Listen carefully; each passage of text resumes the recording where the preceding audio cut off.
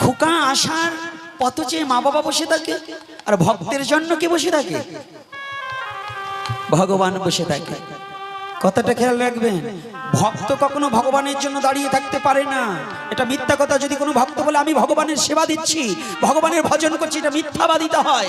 কোনোদিনও আমার কে আছে, আমি কি দিয়ে ভগবানের সেবা দেব? বিশ্ব জগতের সবই তো ভগবানের, আমার আমি কার? তুলসী পাতা দেবো ভগবানের চরণে, তুলসীকে আমি সৃষ্টি করতে পেরেছি? ওটাও তার।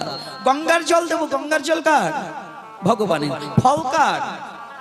পুষ্প কার? আমি কার? তাহলে আমি কি দিচ্ছি? আমি কি দিচ্ছি গো? কেন আমরা তো বলছি আমি ভগবানের সেবা দিয়েছি, এত ব্যঞ্জন রান্না করছি, ব্যঞ্জনের এগুলো পেলে কোথায়? তুমি কি দিয়েছো ভগবানকে?